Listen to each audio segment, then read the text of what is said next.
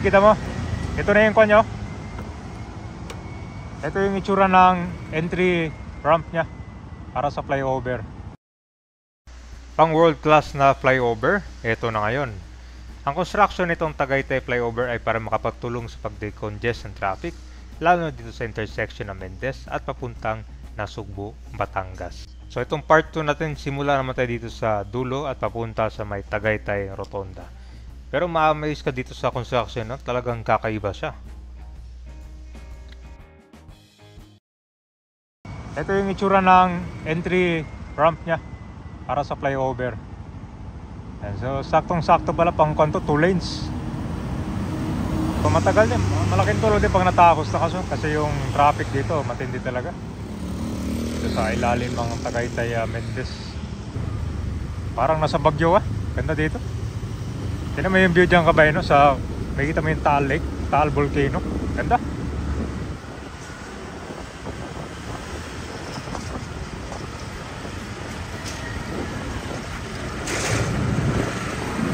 Lalim nyo.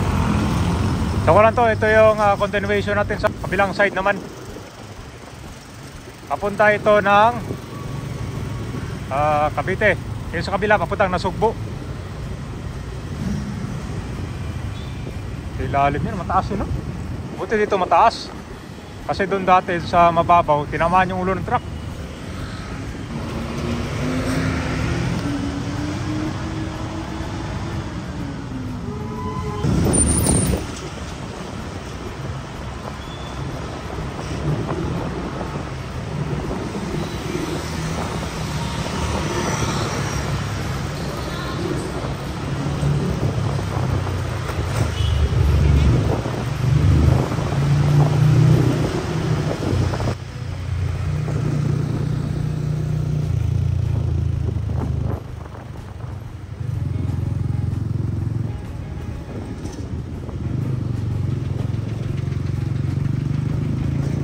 Dito ka ba? Ito, diretso na to.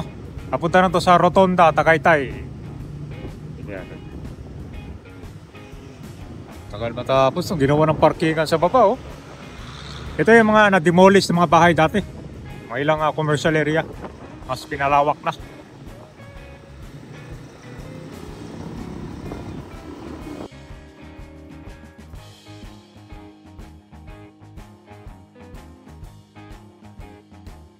So makikita mo yung hugis nitong pag-construct ng flyover.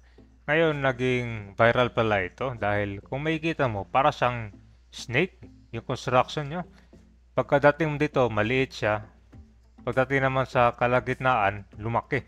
So parang hindi siya pantay. Siguro dahil na rin sa mga right of way dyan na tatamaan or yung mga ibang commercial area dyan. So ito po yung Mendez. Ngayon, pag nagbukas na tong flyover, malaking tulong to. Kasi dito kasi nagta-traffic yung mga sasakyan papunta sa Nasugbu or pabalik sa Tagaytay Rotonda. Ganyan katindi yung traffic.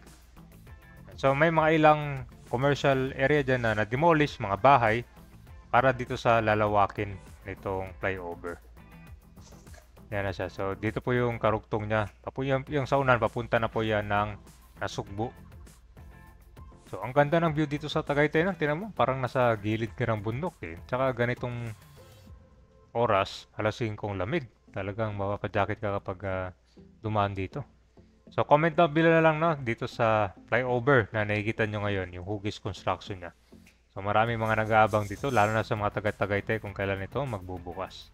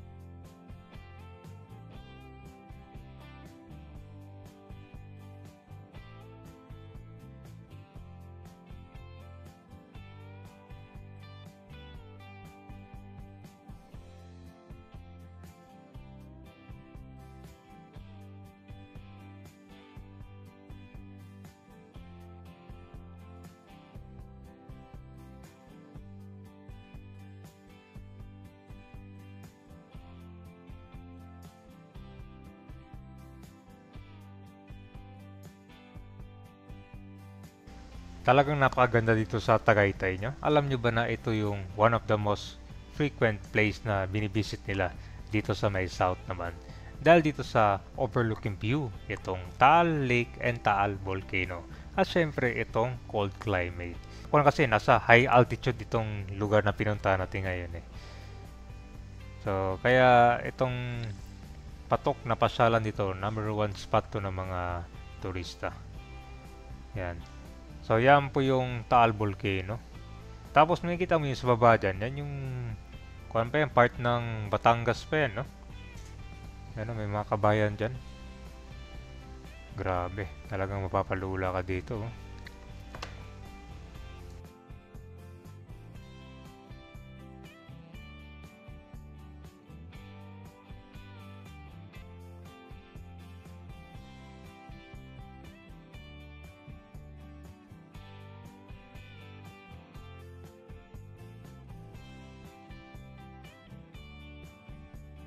So mostly itong mga view deck nila nandito sa gilid ng kon talaga yan. Ngayon ko parang bundok na yata, no?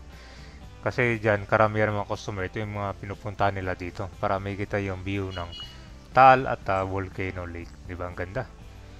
So hopefully pag natapos itong flyover, mas maraming mga magkikinabang dito lalo na sa papunta sa back and forth nitong Batangas.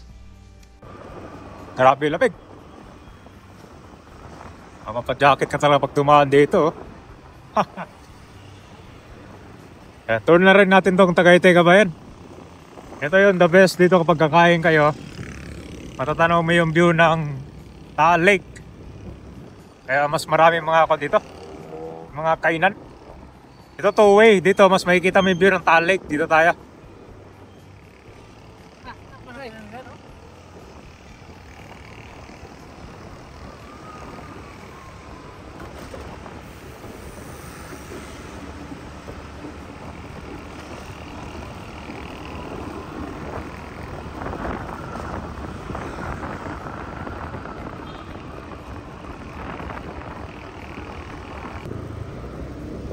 Yan guys, so Sky Ranch. Ganda. Maganda siguro yung view ng Ferris wheel dito.